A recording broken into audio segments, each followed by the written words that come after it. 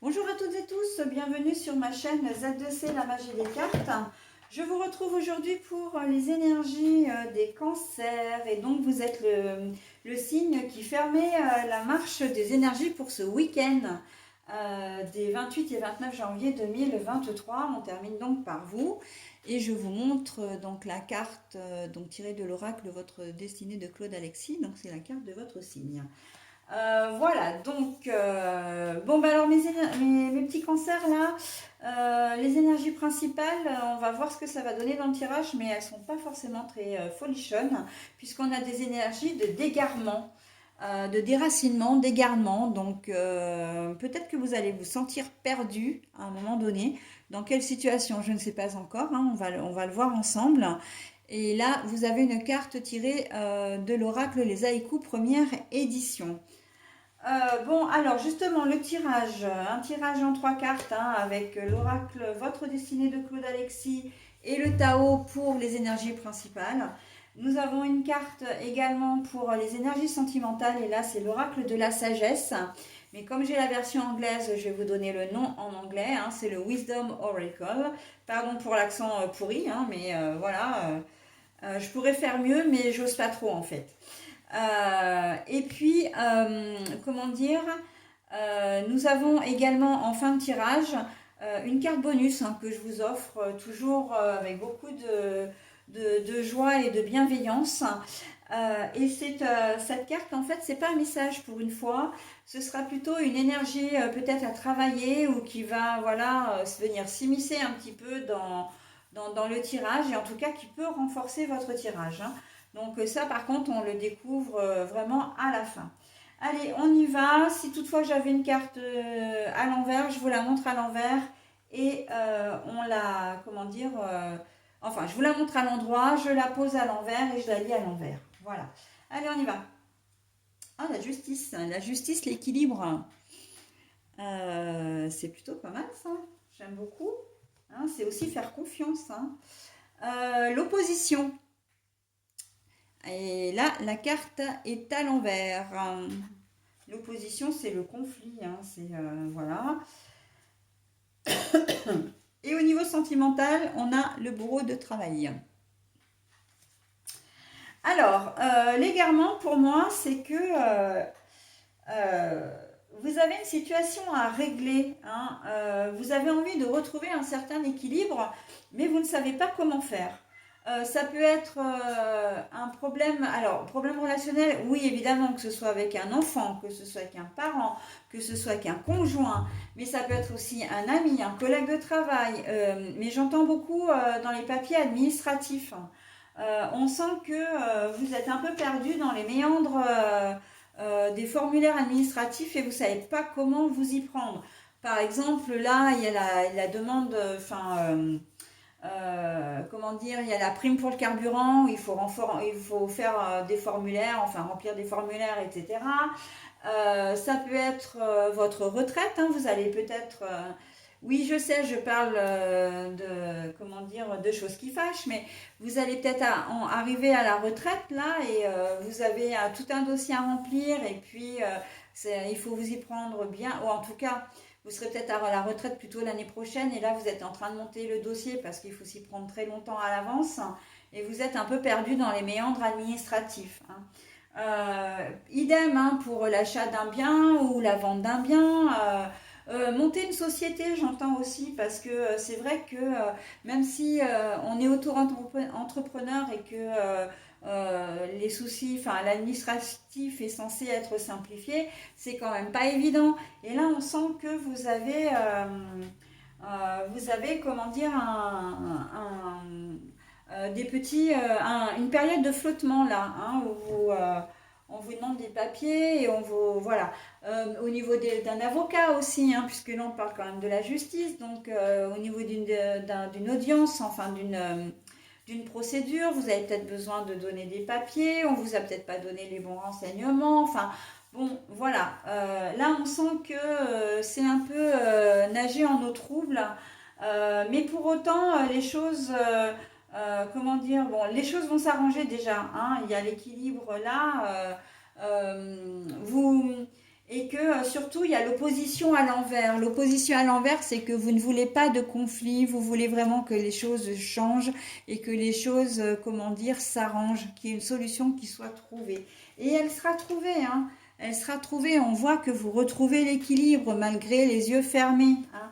C'est pas que c'est pas que vous ne voulez pas vous voiler la face, vous ne voulez pas non plus attendre et dire bon bah de toute façon ça va s'arranger tout seul. Non, non, non. Là on est vraiment dans quelque chose où vous avez envie d'être actif ou active et que voilà ça va vraiment, vous allez par votre action en fait arriver à trouver une solution. En tout cas, on voit que vous ne voulez pas, comment dire, qu'il y ait de conflit, hein. Puis surtout que en plus, si c'est un dossier qui peut vous rapporter de l'argent ou qui est censé intervenir en votre faveur, en tout cas, bah, vous ne voulez pas évidemment que ça se retourne contre vous, hein, et ça se comprend, hein.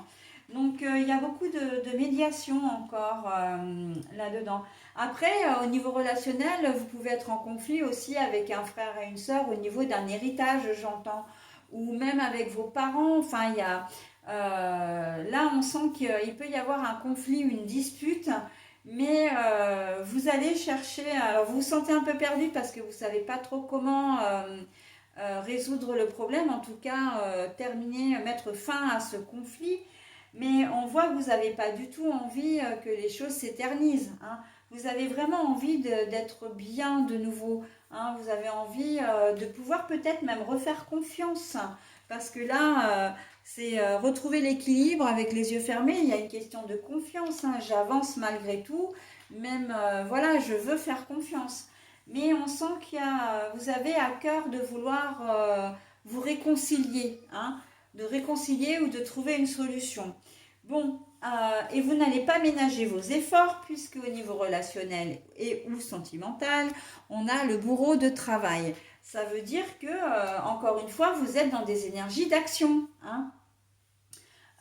Vous allez vous creuser les méninges, vous allez peut-être mettre des choses en place pour pouvoir dénouer ces problèmes.